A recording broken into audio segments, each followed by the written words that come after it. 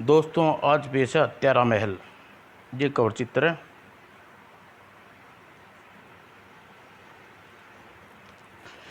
दिव्य विराटसुर मकासुर पर्वत पर शिव की कठोर तपस्या कर रहा था। कई वर्ष बाद सूर्य तेज गर्मी से उसके शरीर को जलाकर राख बना दिया। वह विकटासुर का अतृप्त आत्मा मकालू पर्वत पर विचरती रही। तभी एक दिन पृथ्वी का भ्रमण करते हुए जब शिव पार्वती वहाँ से गुजर रहे थे, ओह, भगवान शिव ने के पांव उस राख बने विकटासुर के शरीर से टकराए। जल्दी ही उसे योग बल से उसकी भूल का एहसास हुआ। क्या हुआ प्रभु? ओह पार्वती, ठहरो। भूलवश हमारी ठोकर लगने से हमारे भगत विकटासुर की राख बिखर गई। और जब भगवान तपोबल से विकटासुर की राख को इकट्ठा किया, अब मुझे इसे जीवित करना पड़ेगा पार्वती। और फिर राख से एक शरीर का रूप लिया और भगवान ने अपने शिव से शरीर में फूंक मारी और विकटासुर की आत्मा उसके शरीर में ग्रहण करने लगी। और विकटासुर तत्काल शिव के चरणों में गिर पड़ा। प्रभु, भगत की पुकार बहुत दिन बाद सुनी। वत्स, हम उस वक्त तिलस्म देव की कैद में थे। शिव तिलस्म देव की कैद में बारे में पढ़े। तिलस्म देव की कैद। और वत्स विकटासुर, हम तुझे दो वर देना चाहते हैं। एक तो यह, ज़रूरत पड़ने पर तुम चाहो राख की ढेर में परिवर्तन हो जाओ और जब चाहो इंसानी शरीर धारण कर लो। और दूसरा वर तुम्हारी इच्छा अनुसार। प्रभु, मुझे यह वर दो कि मेरा लहू बहने पर हर बूंद से एक विकटासुर पैदा हो जाए। शिव है तो भले ही दो पल सोचे, फिर बोले, तथास्तु, धन्यवाद प्रभु। और वर पाते हैं खुशी में अंधा विकटासुर तुरंत पलटा और चल दिया। ओह अभिमानी, बिना प्रणाम किए ही चला गया। वाह रे वाह, मैं अमर हो गया। भोले शंकर क्रोध जगाने के लिए यह दृष्टता काफ़ी थी। ठहरो विकटासुर, प्रभु क्षमा करें, मुझे से कोई भूल हुई है। हाँ मूर्ख अभिमानी, जिस चट्टान पर तूने मेरी तपस्या की वहीं तेरी बर्बादी का कारण बनेगी। प्रभु की पुकार पर वह वापस दौड़ आया। नहीं प्रभु, क्षमा करें, मैं तेरा सहायक और होगा अनूपगढ़ का राजवंश का चिराग। मेरा यह खड्ग धारण कर वह तेरा वध कर देगा। ओह, कहते हुए माँ पार्वती ने वह खड्ग आकाश में उछाल दिया और विकटासुर को बिलखता छोड़ दोनों अनंत ध्यान हो गए। और खड्ग उड़ती हुई वह अनुपम गढ़ की राजमहल के प्रांगण की धरती में गिर गया। और कुछ देर पश्चात विकटासुर उठकर एक तरफ चलने पड़ा। अब जो होगा सो होगा। यह विश्व विजय अपने सपने का तो पूरा करूं।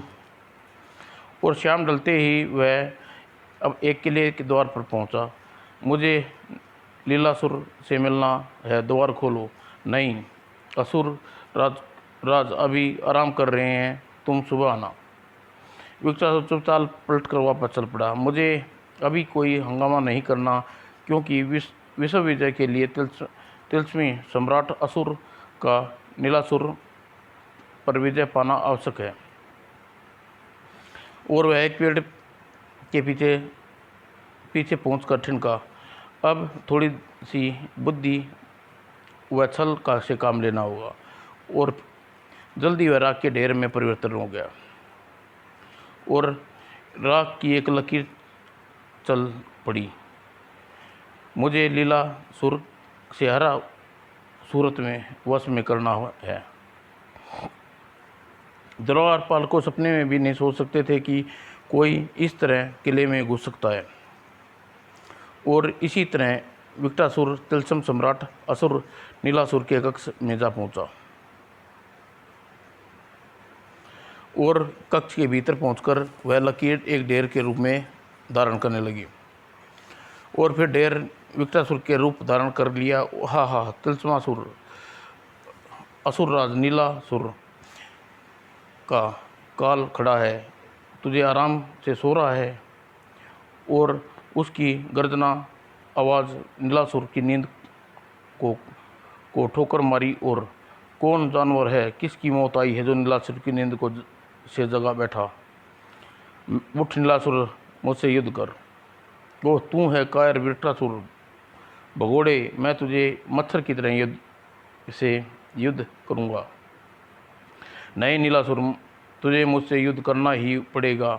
अगर तू जीता तो मैं तेरा गुलाम, अगर मैं जीता तू मेरा गुलाम। मंजूर। वाह, अक्षासुर ने तकिया की मार वह अक्षासुर तकिया की मार रहे हैं एक दैत्य को, और तकिया विकटासुर के चट्टान की भांति सिद्ध हुआ। आह, विराटासुर संभला। नीलासुर, तेरी हड्डियों को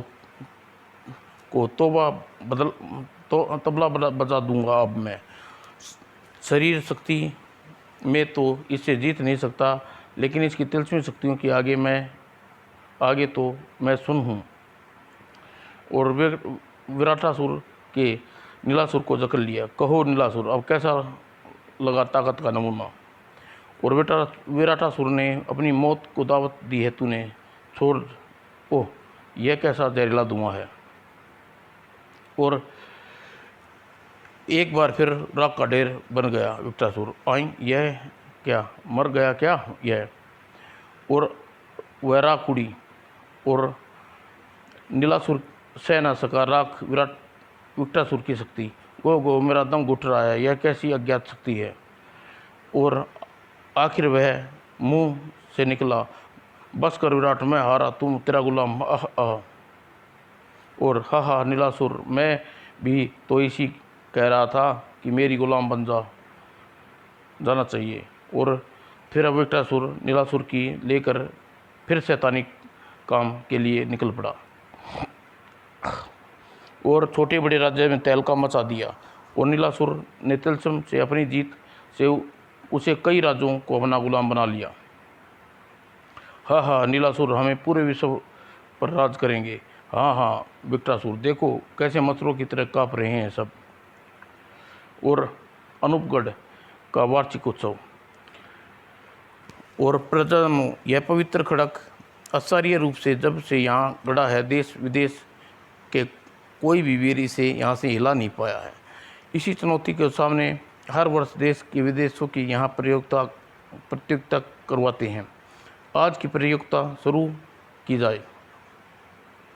आज प्रतियोगिता राजवंश के कुंवर युवराज प्रताप सिंह और राजन कुमार हीरा सिंह के भी शामिल है।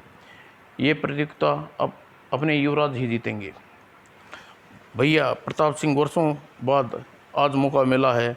हम आश्रम में सिद्ध युद्ध की विद्या प्रदर्शन करेंगे। हमें पिताजी महाराज से अपनी प्रजा को निराश नहीं करना। हाँ भैया, आज हमारी युद्ध कला बाहुबल देखकर सभी अचंभित हो जाएंगे। और प्रतियोगिता शुरू हुई और प्रताप सिंह का जोहर देखते ही बनता था। राजकुमार हीरा सचमुच हीरा साबित हुआ और जल्दी ही सभी योद्धाओं को हरा कर दोनों भाई आमने सामने थे। भैया, आप मुझसे बड़े हैं, मैं बिना लड़े आपको हार मानता हूँ। नहीं नहीं भाई नहीं, जीत मैं खुद इनाम का हकदार समझूंगा। आखिरकार दोनों राजकुमार भिड़ गए। दोनों के बीच प्रतियोगिता 4 दिन तक चली। पता नहीं कौन जीतेगा। मुझे तो लगता है आज भी फैसला नहीं होगा। आखिर ठहरो राजकुमारों, इस प्रतियोगिता का अंत करो। आप दोनों समान रूप से वीर और बलशाली हैं। बस एक आखिरी तरीका है आप दोनों की शक्ति का परीक्षण का। जो भी इस वीर, इस राजकुमार इस धरती से इस गड़ी खड़क को निकाल लेगा वह विजेता हुआ। दोनों राजकुमार यत्र चलित खड़क के पास पहुँचे। भैया, यह तलवार 10 वर्षों से यहाँ गड़ी हुई है, कोई भी योद्धा इसे नहीं निकाल पाया। हाँ, परंतु मुझे विश्वास है यह हमारे बाएं हाथ का खेल है।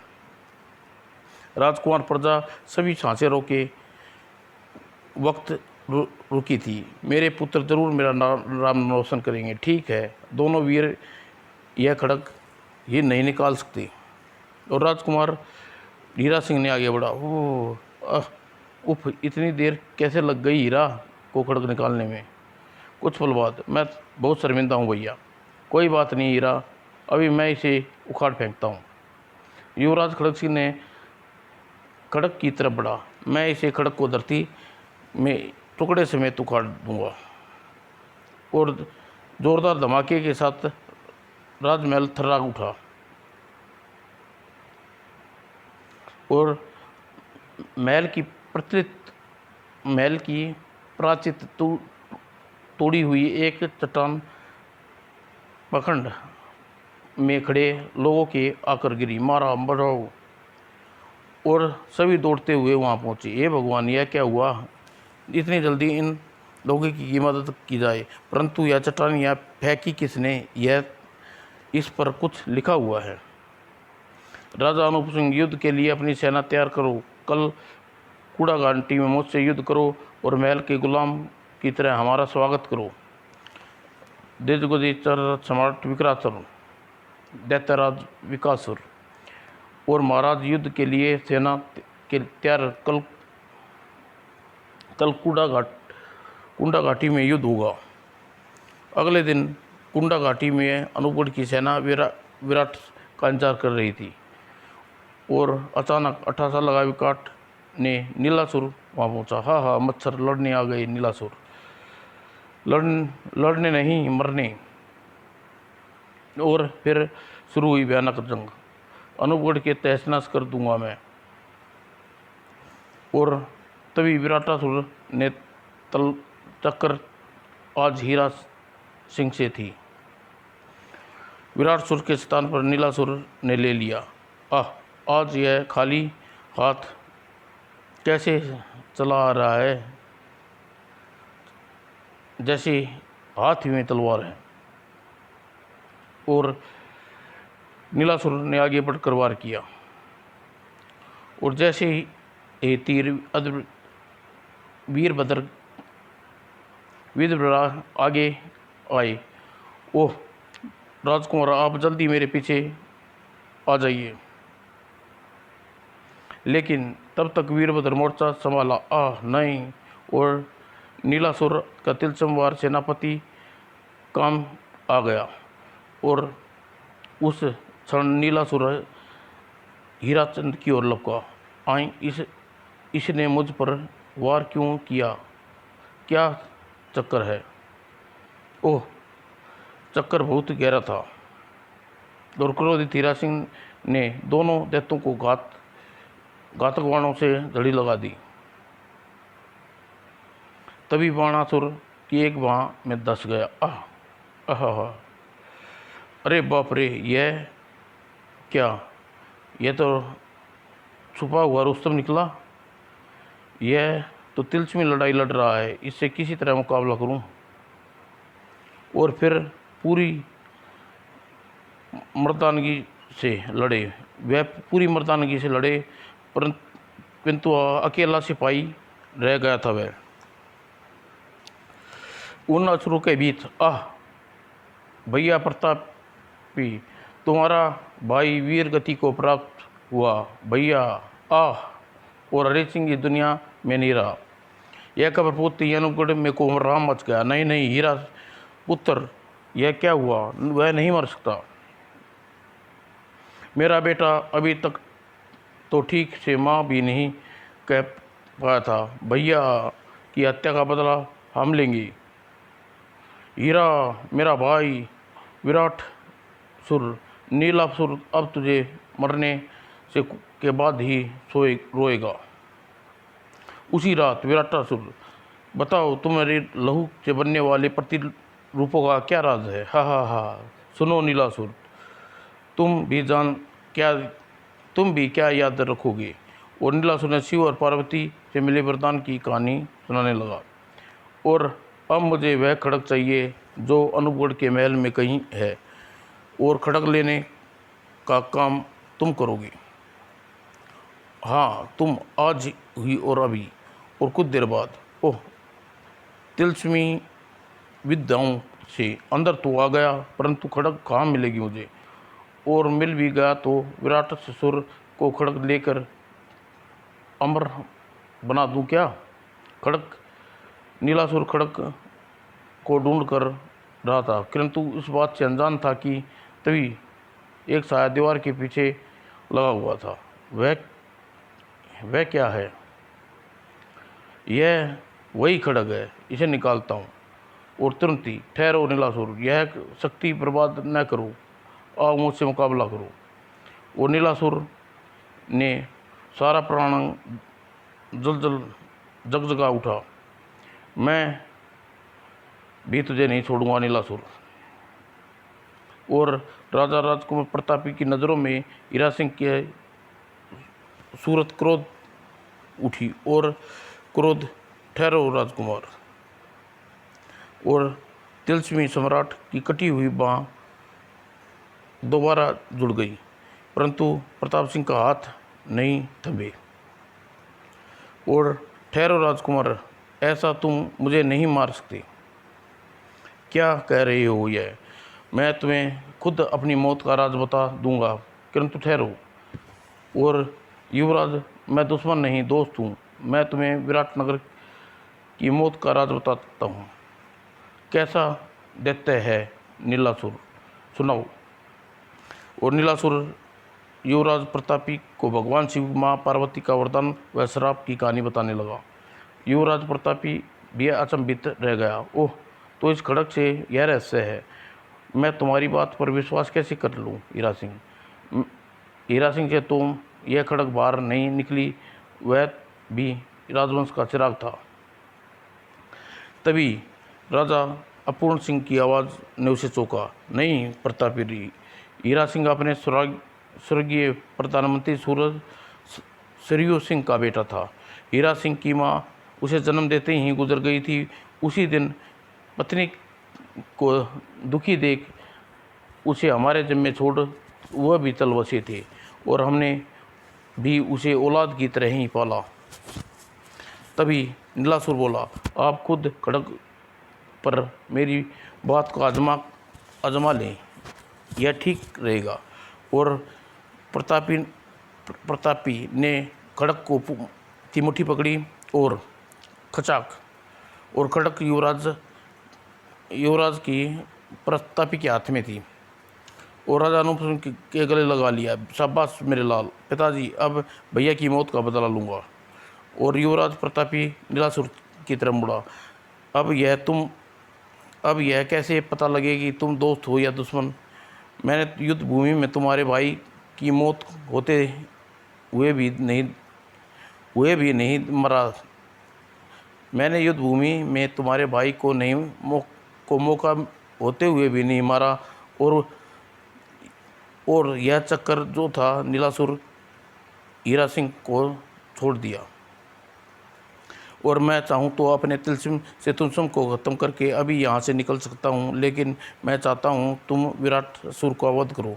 लेकिन उसने मेरे गुलाम बनाया हुआ है, और मैं तुम्हारी मदद के बिना नहीं मार सकते। बोलो क्या विचार है?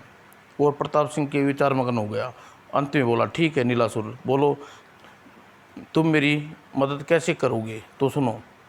वाह, यह तरीका ठीक रहेगा। और नीलासुर ने उसे समझाने लगा। और फिर नीलासुर वहाँ से प्रस्थान कर गया। और आओ नीलासुर, क्या ले आए खड़ग? हाँ विकटासुर, यह लो पार्वती का खड़ग। और नीलासुर ने अपनी चाल के मुताबिक उसे तिलस्मी से पैदा हुआ नकली खड़ग थमा दिया। और फिर, नीलासुर, तू मुझसे दगा कर रहा है, वह देख अनूप सिंह के सैनिक अभी मुझे सब सूचना देकर अपना इनाम भी ले गया है, और अब तू मेरा गुलाम भी नहीं, कैदी बनकर रहेगा। हत्यारा, महल में जिसका निर्माण भी तू करेगा, महल में, और तू मेरा गुलाम नहीं, कैदी बनकर रहेगा।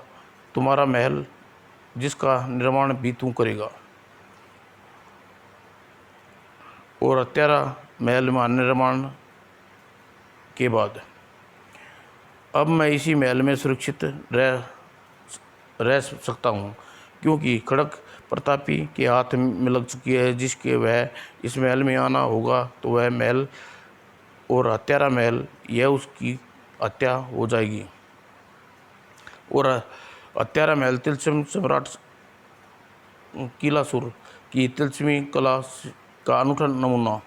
हे प्रभु, यह क्या रातों रात हमारे महल के साथ एक और महल बनकर तैयार हो गया, और वह भी हमारे महल जैसा ही।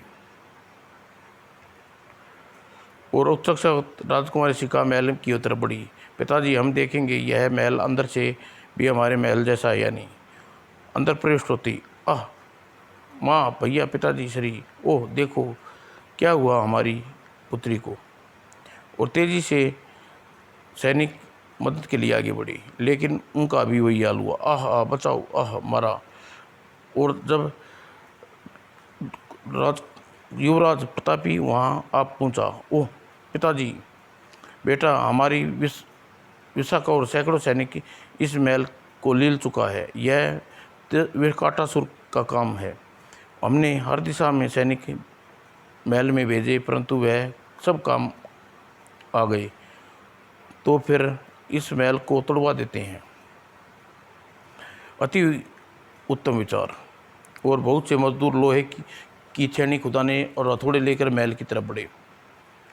ओह मरा। और फिर लेकिन कोई भी उपाय कारगर सिद्ध न हुआ। सारे उपाय असफल रहे। चलो, हमें इस समस्या के बारे में राजगुरु से सलाह लेनी होगी। और राजगुरु ने सारी समस्या कहानी सुनाई गई। वत्स, अनूप सिंह, हत्यारा, विकटासुर उसी महल में छुपे बैठे हैं। यह उसी का माया है। तुम उस चट्टान